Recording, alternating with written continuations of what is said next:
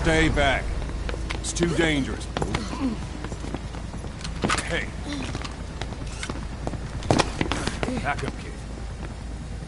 I said no. You have to stay back.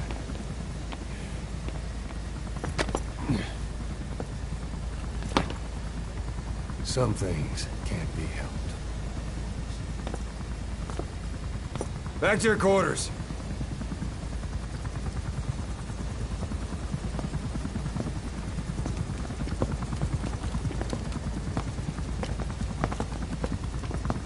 What's going on? Shabani. Mayaka 9 Kingo ya Shabani. It's down there. Hey, the tank at the bottom is filled with chlorine disinfectant. One whiff and you'll suffocate.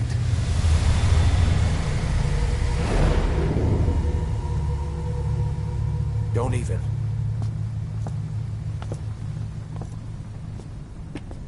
How could you let it fall down there anyway?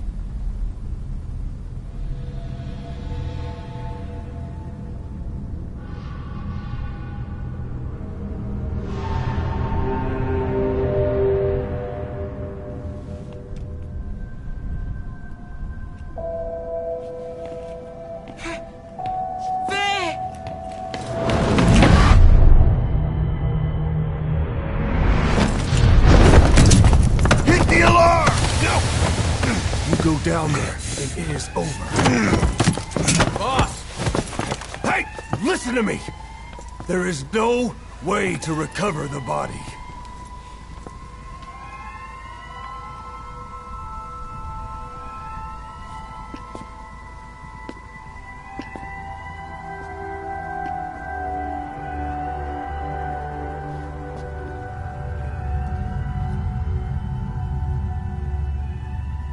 What kind of stunt was that?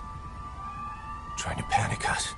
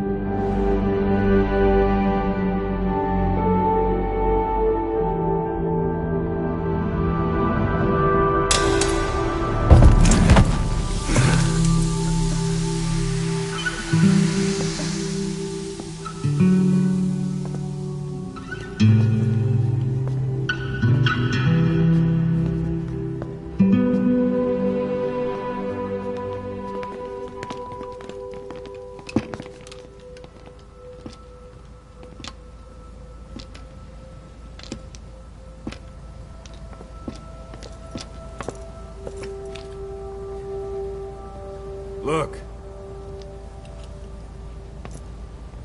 Here.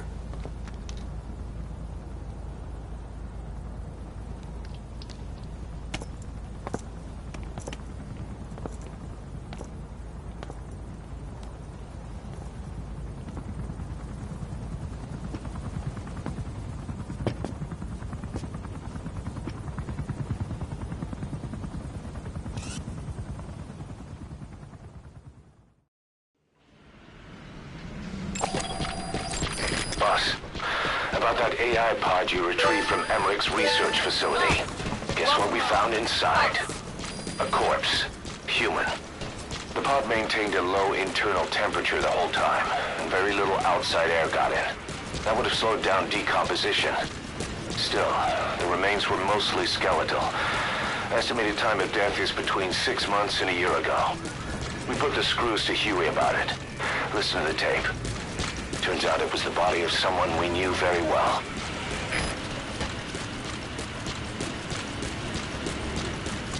Train with me, boss!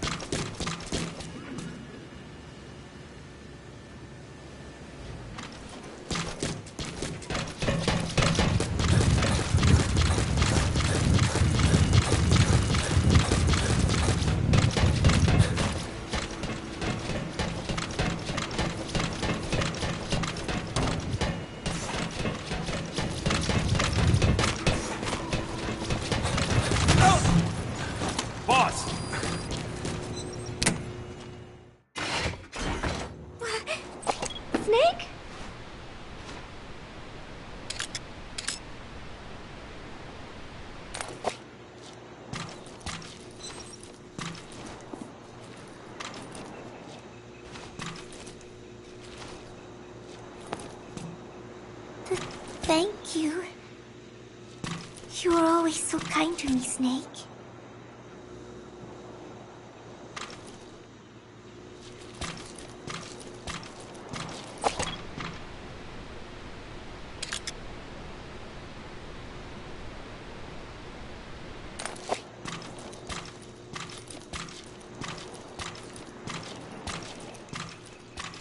Come back again, okay, Snake?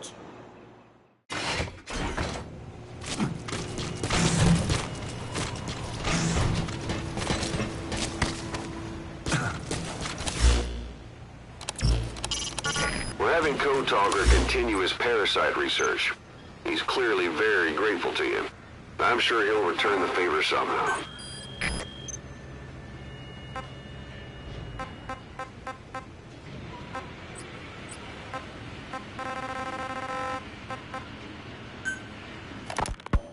Fine. Yes, Strangelove was doing AI research in that lab. Why hide that until now? Why? Okay, so what? I wasn't working alone. You've got to understand. You do understand, right? I didn't... It's my load to bear, alone.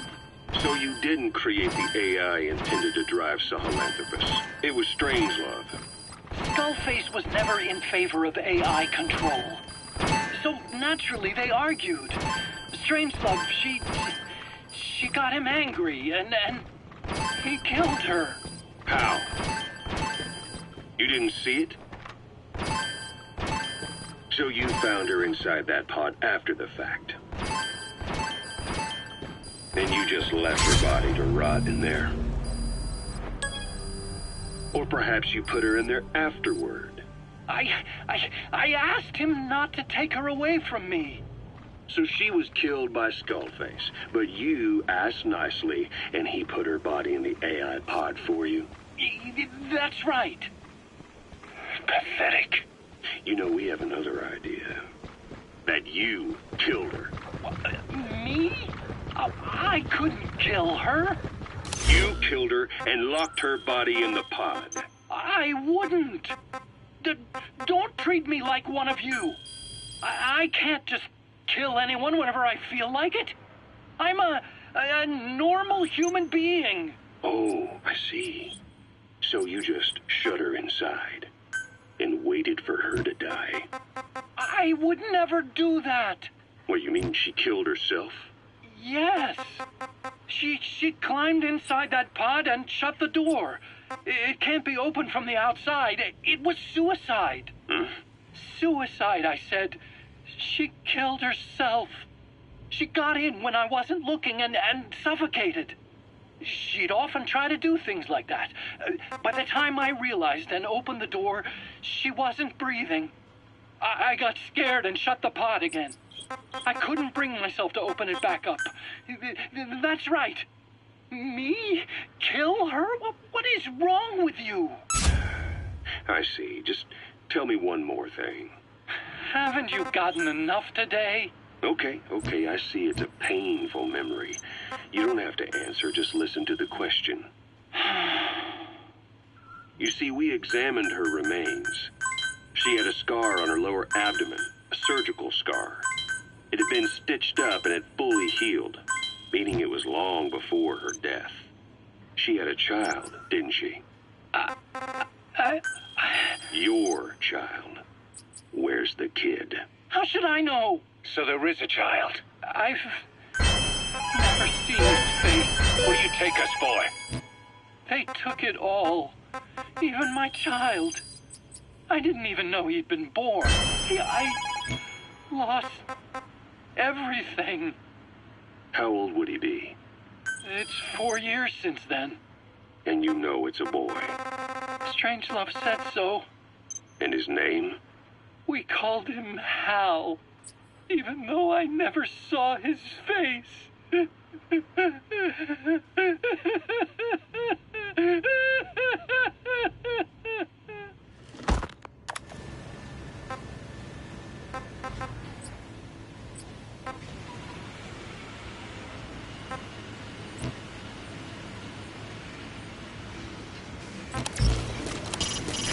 can deploy a bunch somebody from the ACC before a mission or from your iDroid.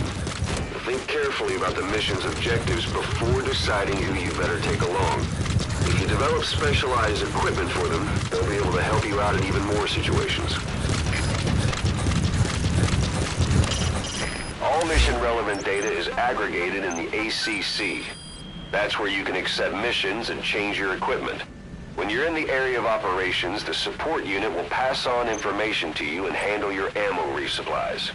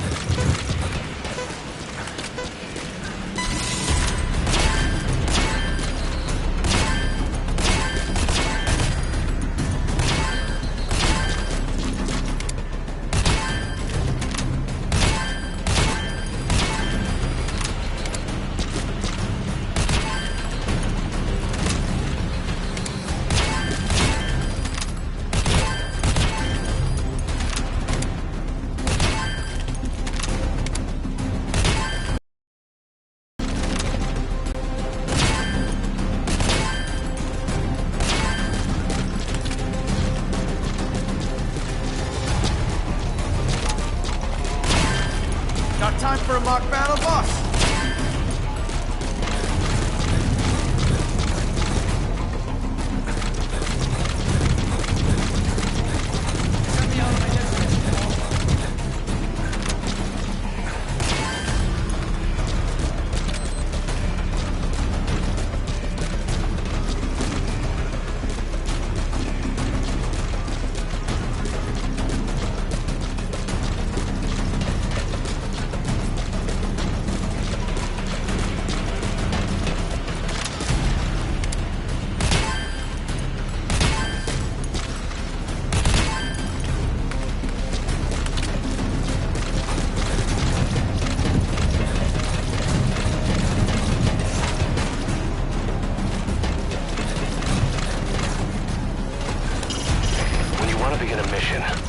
iDroid and select it from the mission list. I sent a list of selectable missions to your iDroid. They're all jobs that only you can handle.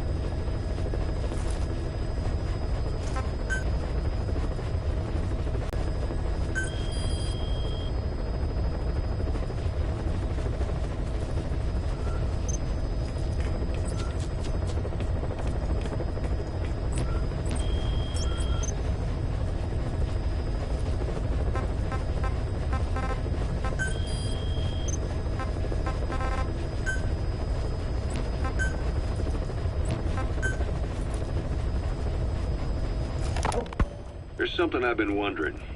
Why are you called code talker? During World War II, the U.S. military used the languages of different tribes, including the Navajo, as codes, right?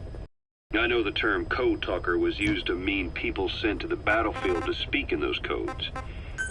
Were you one of them? Our mother tongue was indeed used for war. But I did not go. I was already over the conscription age. However, I was made to help craft the codes that were spoken. So in a wider sense, you could call me a code talker for that. Navajo is a complex language, and virtually no one outside the U.S. speaks it. They must have thought it was the perfect language to use as a code. Yeah, in the end, the Japanese never cracked it. The cipher is king into the front lines of the Pacific Theater as code talkers. To fight is an honor for the Diné. They were the pride of our people. But I cannot say this history brings me joy. Words are alive. When they are spoken, life is breathed into them. They become a part of the listener. Our words were transformed into lifeless ciphers and used for war. This, after the Black Ana spent generations suppressing the language. Yeah, I'm sorry. So I guess we shouldn't be calling you code talker, huh? No, I do not mind. The reason Skullface called me code talker was because I also am responsible for coding language into the vocal cord parasites. I am the same as those young warriors, used for a cipher's sake. I must never forget that. The name, Code Talker, is a lesson carved into my being. You said Skullface ordered you to weaponize the vocal cord parasites. But you also said he wasn't the reason. And he wasn't. I was seduced by the lights. That is a fact. How? You mean from your curiosity as a scientist? That I can amend. Visited our Hogan, our home. I cried as he yanked me from my mother's arms and took me away to an Indian boarding school. From that day forward, I became George. This was the name my teacher gave me. I was forced to give up my Diné name, forbidden from speaking anything but English. If we dared utter a word of filthy Navajo, the teacher made us eat a bar of soap. Yeah, that was the U.S. government's education policy for Native Americans. To erase our words was like erasing our people. Their education was tantamount to ethnic cleansing. Over time, the overt persecution of our language stopped. But to this day, it continues to be eaten away by the lingua franca, that is English. Many of the Diné outside the reservations can speak nothing else. And it isn't just our language. Across the world, minority languages are being destroyed by dominant languages. Many are on the verge of extinction. Enter the vocal cord parasites. Yes, I began thinking that minority languages needed some sort of deterrent against dominant languages. In order that their peoples and cultures would survive. It was then that I came across literature at the Foundation claiming that man acquired language thanks to a type of parasite, one that distinguishes between languages as a precursor to reproduction. If I could just resurrect it, make it more pathogenic, I would have my deterrent against English. But I failed to hide that aim from Skullface. He noticed. Yes, I wanted to retaliate against the English language, though never did I intend to actually use it as he planned. You know how the story ends. I was forced to study how to make the parasites compatible with all the world's languages. All but English. However, he in fact secretly isolated an English strain. I will not be held prisoner by the man's phantom. The English strain must not be allowed to exist either.